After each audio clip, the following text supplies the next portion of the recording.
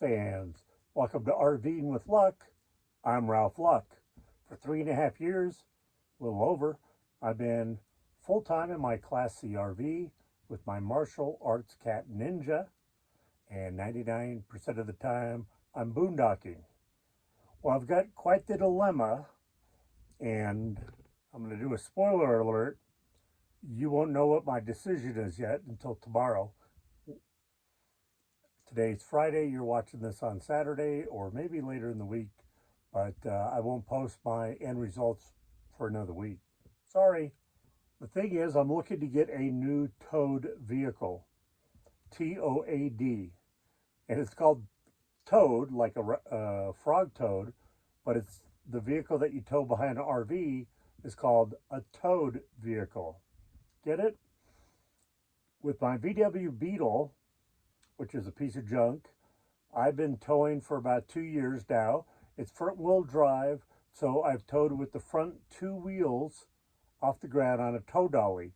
Let me show you the example of a tow dolly here.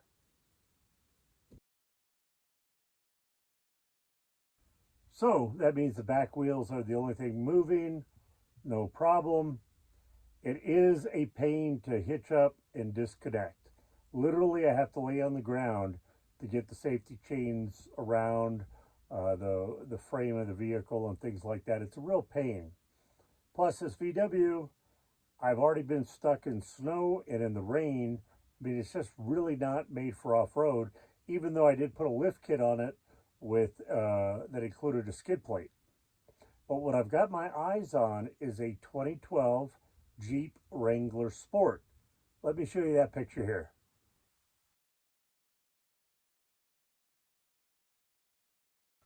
So, the great thing about that vehicle is it's newer, doesn't have any of the, hopefully, the pending issues my VW does, which is a coolant leak, looking at my notes, an emissions hose leak, which sets off the check engine light, and it's just such low clearance.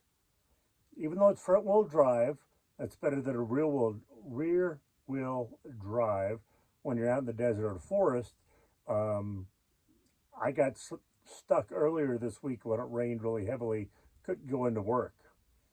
Speaking of work, I'm enjoying my new job, day 2 completed, and have the weekends off, and that's as a patient care technician, where I get to wear scrubs. Pretty cool. But let's go into the VW. You have to tow that with the wheels off the ground. It cannot be flat towed with all 4 wheels on the ground. That's why I have to use a tow dolly. Its current weight that I tow is 3,239 pounds. And I have 0 payments. I own it. Now the Jeep, a little bit heavier, 3,760 pounds. I will have about $200 a month payments on it, which I've already been pre-qualified through my credit union, and I just got to pick up the check tomorrow. And that Jeep has no known issues. Looks really clean. I'm going to test drive it, check everything out, but apparently it had just 1 owner, and it's at a car dealership now. I did tell the car dealerships my maximum price, which was basically the listed price. And I said I wasn't paid for tax, title, fees, all that garbage. Because I told them, you already have this listed at High Blue Book. Now you add that other stuff in, and it puts it above High Blue Book. The negative thing is it doesn't have a tow hitch. I'll have to put one of those on right away. For example, if I want to tow my poop caddy down a bit to dump it, I need a tow hitch on the back. That's not too big of a deal. I know a company in Flagstaff that'll take care of that, and I could buy the equipment online on probably eTrailer.com. The benefit, again, is high clearance and 4-wheel drive. It's going to make my life so much easier going down the forest and desert roads, and especially since I plan to stay in Flagstaff now for a while, dealing with the snow, having that 4-wheel drive is going to be really nice. I found out that the Jeep Wrangler cannot be towed on a tow dolly.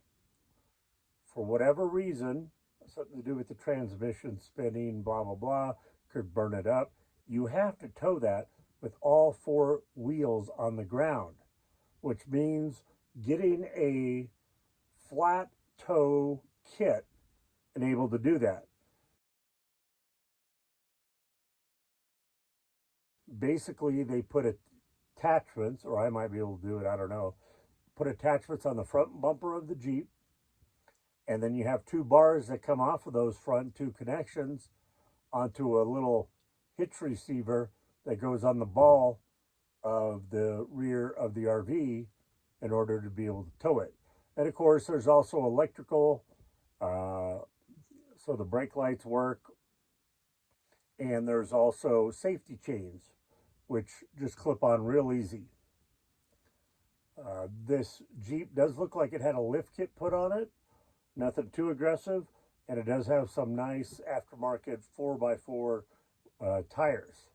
So one of those tow kits costs about $1,200. I've been told by a local RV place that said they could install it. They said I'm looking at about 9 hours and roughly at $150 an hour. I'm looking at about $1,350 to have it installed, plus the $1,200. Now we're looking at $2,550. So that is a bit of an investment that once I do that, now I'm going to be priced above Blue Book value, high Blue Book value. And I think that's something I can live with. But I've got to do a lot of thinking tonight. And if you're considering buying a vehicle to tow behind your truck camper, your RV, Class C, Class A, you have to keep in mind certain major issues. The weight.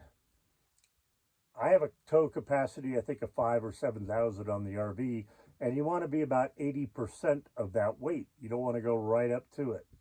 The second thing is, can I tow it easily? Do I need a tow dolly, or I need one of those flat 4 tow kits to allow, like, my Jeep to be towed that way? And then what are the costs? So those are some things to consider when you're looking at getting a towed, to tow behind your vehicle, and what type of towed should it be.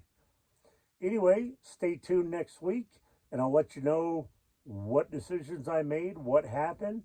I'm going to do a lot of thinking tonight and make my decision on Saturday, which is probably when you're going to see this video. So from Ninja and I, we bid you adieu. Be positive, be nice, be active.